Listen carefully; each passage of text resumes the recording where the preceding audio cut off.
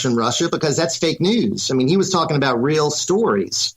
And MSNBC and CNN are just so obsessed with this fake news story of Russian collusion that they don't cover the improving economy, the improving presidential poll numbers, and what's going on in the country. So, it's like a disconnect. It's like two Americas. It's really amazing.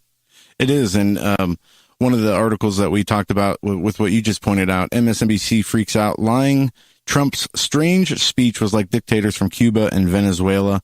And we mentioned that these people don't have any real counter arguments or ideas to put into the public debate. But what they do instead is call names and ridicule and say he lied and twist his words and whatnot. And it's so funny, even after his inauguration, a very short, very precise inauguration speech, which was very moving and nothing divisive.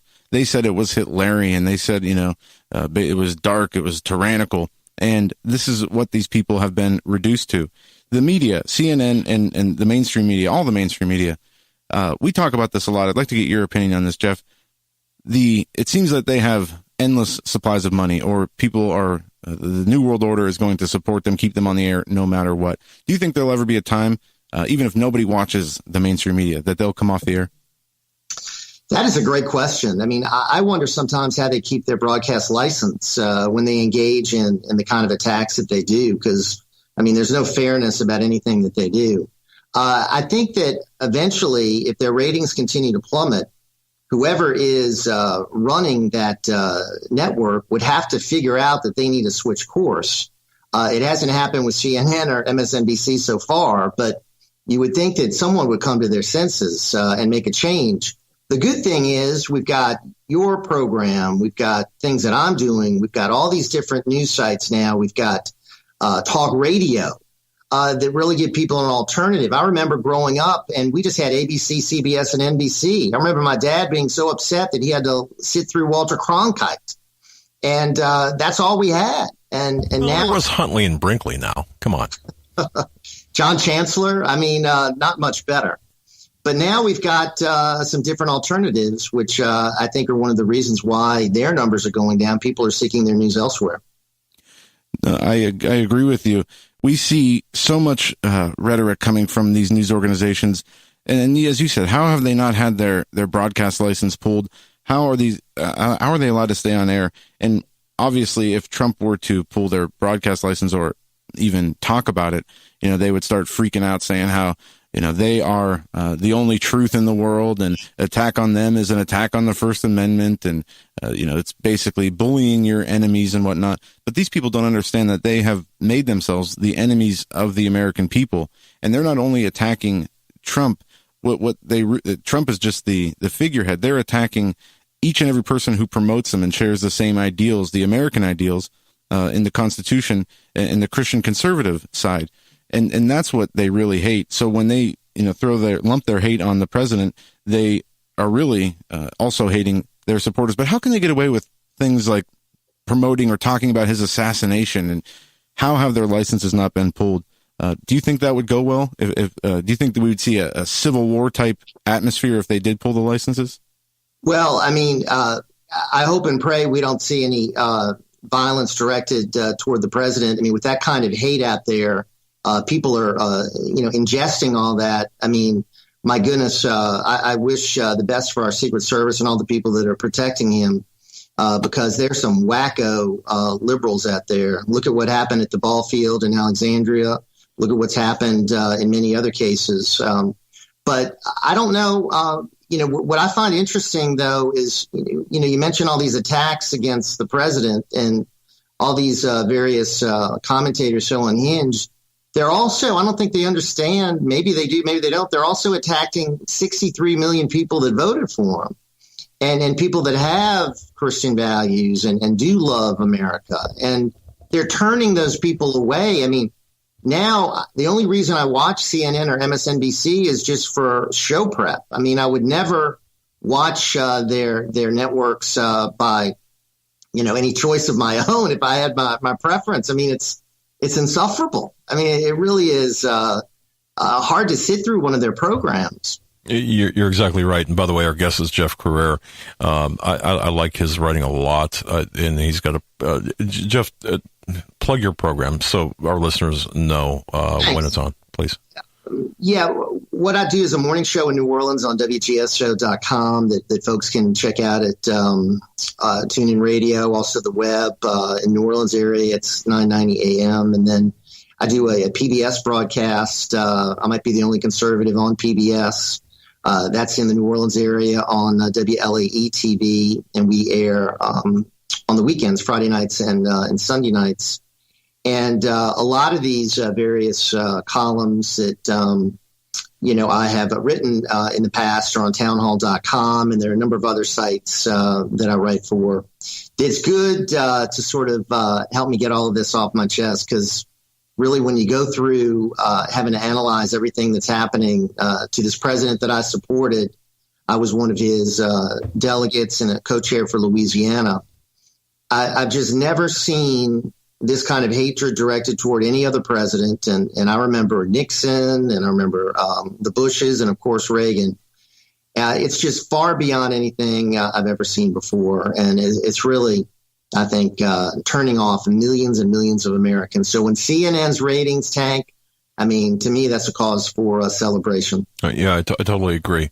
Kind of an interesting question. As I was reading through your previous columns, again, at townhall.com, Jeff Carrere is our guest. The Mueller witch hunt must end. Looking at that column and thinking as I was reading this, as well as your other columns, imagine Hillary Clinton in the presidential position with the same level of scrutiny, with the same level of attack, media attacks. I don't think she could survive any honest scrutiny by the media or by independent counsel the way Donald Trump has. And to me, that says something about Donald Trump. But your thoughts on that? Yeah, that's very true. I think he's got thick skin. I mean, I think he's been in the New York real estate world for years and has had developed an ability to, overcome all this kind of criticism that he's getting. Hillary, no way could she survive it. But no way would Hillary be getting it. Of course, that's true. The media was in the tank for Hillary. Look at how much they were in the tank for Obama. I looked at a recent Media Research Center report of the coverage.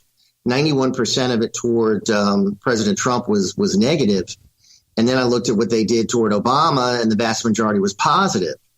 And the thing I point out in the column today is that despite the disparity in coverage, despite the fact that the media loved Obama, hated Trump, the president's approval numbers now are higher than Obama's was at this time in Obama's presidency. And I think that's pretty significant to be able to overcome all of that negativity and to have higher numbers than Obama did at this point. I think it's pretty darn good. It's remarkable, indeed. It is. I wonder about that. Do you think the country had buyer's remorse after voting for Obama? Maybe shortly after, less than a year? I think they could have because look at what he did. I mean, he divided the country. He doubled the debt. He decimated the military. He apologized for our country all over the world. He was supposed to be this big uniter, and he was anything but. I think the man is probably a socialist more than just a Democrat. And the attitude that he brought to the presidency, he really wanted to change this country. And I do think a lot of people were looking in the 2016 election for a change. Just like after Jimmy Carter, America was ready for Ronald Reagan. I think after Obama, people were ready for Donald Trump. I still find it hard to believe that Hillary Clinton got more votes. I suspect that there was some voter fraud going on. Oh, yeah. But the president did win 30 states and slammed her in the Electoral College. So 63 million Americans said, hey, enough of the Obama way. We want a course correction. I mean, we can see that. But it's brought us to I think it's brought us to an edge of really kind of almost like a civil war mentality or that the divisive ideology. I didn't mean to interrupt you if you had a question, but no, I just wanted to throw in there what's so fascinating about the statistics about Trump having equal or higher approval rating than Obama is that when you look at how the media portrays Obama, they make it seem like every person in America loved him, loved his policies. And that figure just goes to show you after 1 year of Obama, if he had a smaller approval rating than Trump does right now, the election. I don't see how he won so favorably twice. And then what you said with Hillary Clinton winning so much of the popular vote, as they say, more than Trump, when you look at her rallies and everything from her that was involved in her campaign, there was no enthusiasm. There was nothing there. It was a flat, dead campaign. And I find it very hard to believe that she got those votes, that many votes. Many people say she lost the rigged election. That's right. Well, I mean, look at Hillary Clinton, what she had to do to get the Democratic nomination. I mean, they had to steal it from old Bernie. I mean, socialist Bernie. I mean, she couldn't even beat him. And then she lost in 2008 to an upstart senator who had just been elected, Barack Obama, when she had all the money and support behind her. She's just, gentlemen, a terrible candidate. She's also a terrible person. And I just don't think there's anything appealing about her. I hope and pray she runs again for president in 2020. That would be a gift that, she's a gift that keeps on giving. I was joking earlier in the first hour about the woman that crashed the barriers at the White House. I identified her as Hillary Clinton, wanting to go home, or thinking she was home. But anyway, in your opinion, as a writer, a fantastic writer in my view, knowing the landscape, what's the most important story? What's the most important issue of the day that we as conservatives should be looking at? I think the most important story is the entrenched deep state bureaucracy establishment, whatever you want to call it, powers that be, that have really tried to overthrow an election, really tried to engage in a real sort of coup d'etat, where they're trying to negate the will of the American people. And I think that's what this whole Russian collusion thing is about. There's no Russian collusion with Trump. There's Russian collusion with Hillary. Yes. But not with Donald Trump. So, again, I think this is unprecedented, just like the Democrat opposition and the media coverage, unprecedented in their negativity. This phantom Russian collusion and this investigation and the fact that they got these FISA warrants based on a phony dossier, I mean, that's mind-boggling. So, yeah, I think that's overall the biggest story. We have our issues like healthcare and tax cuts and immigration, but the whole agenda is in jeopardy if these forces of the establishment, the deep state, whatever we want to call them, succeed in really overturning the results of the election. Where do you see this Mueller independent counsel coup going? I mean, how do you see this playing out? Well, I mean, he seems to really have some success on a regular basis here with various officials in the Trump campaign that had minor roles, like this George Papadopoulos person, and, making a big deal about that is sort of ridiculous. But today, more charges against Rick Gates, who is an assistant, I guess, to Paul Manafort, who really was only in charge of the Trump campaign for a short time. But they're bringing up things that have no relation really to Donald Trump or Russian collusion. It just goes to show you how wide-ranging this investigation is. And that worries me, in that this guy has been given sort of carte blanche to do whatever he wants to do and investigate anything. And I think Manafort is going to fight back. I hope General Flynn reconsiders his guilty plea.